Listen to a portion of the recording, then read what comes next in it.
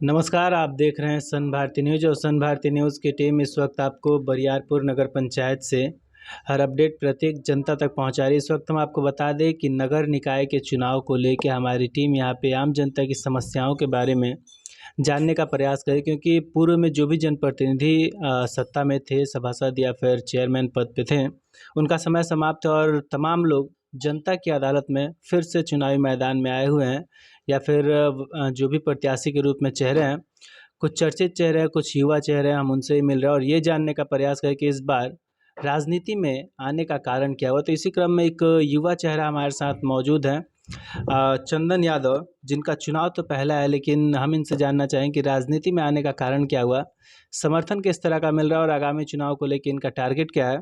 तो सबसे पहले चंदन जी, बहुत बहुत स्वागत है आपका। जी सर, नमस्कार। तो जैसे कि आप एक युवा चेहरा और युवा अपने करियर बनाने के चक्कर में लगे हुए आप राजनीति में आए हैं, कारण क्या रहा राजनीति में आने का?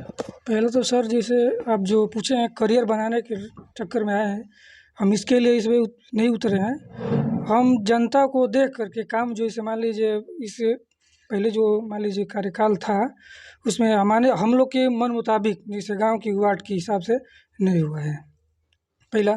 और जैसे मान लीजिए हमारा मेन उठने का मेन कारण है, जैसे बहुत सारे गरीब लोग जो हैं उनको दबाया जा रहा था। जैसे जिसको मान लीजिए अभी तो क्या बताएं, अभी मान लीजिए कैमरे बोलने पर थोड़ा दिक्कत ही होगा सबको, लेकिन एक्चुअली परेशानी ये थी कि जैसे मान लीजिए सभी गरीब लोग हैं, अभी नया नया नगर पंचायत, तो कोई कुछ बुझ ही नहीं रहा था, किसी से कुछ के बारे में, किसी से कुछ के बारे में, जैसे विधि के बारे में कर रहे थे सब लोग।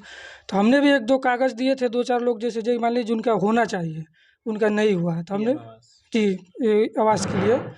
इसके बाद हमने सोचा कि सर, जैसे मान लीजिए गरीब लोग को दबाया जा रहा है, जो अमीर है उनको मिल रहा है, तो हमने सोचा कि चलिए इस बार हम भी सोचते हैं कि चलिए इस बार हम मैदान में उतरेंगे और जनता के बीच में जाएंगे, अपना बात रखेंगे। और भविष्य में अगर मान लीजिए मैं सभासद बनता हूँ, तो मैं अपने कर्मठ और अपने एथी के हिसाब से सबको, सामान्य जनता को अपने साथ लेकर चलूँगा और सबका विकास के लिए काम करूँगा। इस समय प्रत्याशी बहुत सारे हैं और सभी लोग जीत का दावा कर रहे हैं। क्या लग रहा है जिस तरह से फील्ड में आप जा रहे हैं, जनता का समर्थन मिल रहा है, चुनाव एक तरफा होगा आपके पक्ष में? जी, अब ये तो कहना मान लीजिए विधि है, लेकिन फिर भी हम कोशिश कर रहे हैं। हमारे गांव के जितना भी युवा लड़के हैं सब हमारे सपोर्ट में हैं। उन्हीं लोगों के कहने पर हमने अपना चुनाव लड़ने का फैसला किया। पूर्व प्रतिनिधियों के कार्यकाल को लेकर हम बात करें तो वो दौरान कैसा था, वो कार्यकाल कैसा था, क्या उससे यहाँ की जनता संतुष्ट है? जी, कुल मिलाकर सर देखिए, जो बीता है वो ठीक ही बीता है। और संतुष्ट क्या रह गया बात, हमारे गांव में जैसे मान लीजिए चारों ओर देख ही रहे हैं, अब ये जो लाइट लगी है पूरा, ना कोई खम्भा गड़ा हुआ है, ना लाइट घिंची हुई है, और अगल बगल जो वार्ड में जाएंगे वहाँ सब चीज़ व्यवस्था मिली हुई है।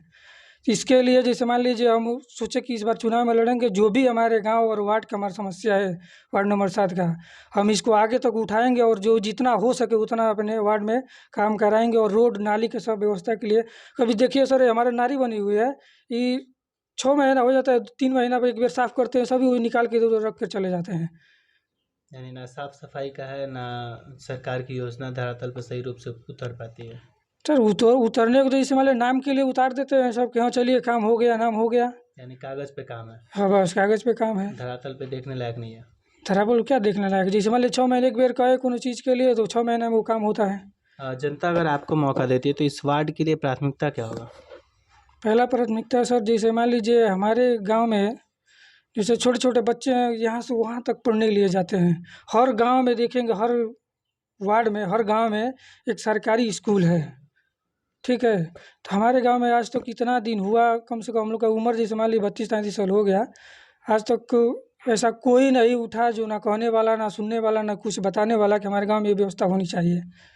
तो हम सोच रहे हैं सर, जैसे मान लीजिए भविष्य में ऐसा होता है तो कहीं ना कहीं सरकार व्यवस्था करेगी ही, उस हिसाब से हम छोटा सा एक स्कूल गांव के लिए। एक चीज़ और हम बात करेंगे, एक तरफ से देखा जाए तो ये घर का चुनाव है और सभी लोग अपने हैं, जनता उनके साथ जाना ज़्यादा पसंद करती है जो जनता के लिए कुछ ना कुछ कार्य किए हों। हालांकि अभी तक आप किसी पद पे नहीं थे, लेकिन जनता के लिए कोई ऐसा कार्य जो समाज सेवा के तौर पे आप या आपके ग्रुप के द्वारा किया गया हो?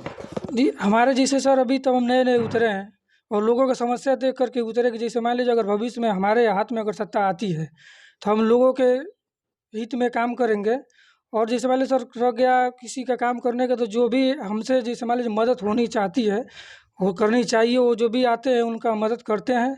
और हमेशा करते रहेंगे। तो अपील क्या करना चाहेंगे जनता से? अपील यही करना चाहेंगे सर, जैसे जो ईमानदार और शिक्षित हो, जो आपका बात को आगे ले करके समाज में रखे कि नहीं ये सही है ये गलत है, उसका होना चाहिए। और उसीलिए हम इसे उतरे, जैसे मान लीजिए हमारे गांव के जो भी लोग हैं, वार्ड के जो भी लोग हैं, उनका समस्या आगे तक पहुंचाया जाए, जिसका मान लीजिए होना चाहिए उसका हो। जैसे आवास के ही लेकर के चले सर, तो मान लीजिए जिसका होना चाहिए उसका नहीं मिला है, जिसका सब है उसका मिला हुआ है। करप्शन, जाहिर सी बात है कि उसमें करप्शन बढ़ा हुआ है, तभी जिनको मिलना चाहिए उनको जी नहीं मिल। वो तो है ही, करप्शन मान लीजिए करते ही है सब वैसा। चलिए, तो जैसा कि हमारी बात अभी चंदन यादव से हो रही थी, उनके सहयोगी, हम उनसे ही बात करना चाहेंगे। क्या नाम होगा आपका? प्रमोद यादव, निवास स्थान?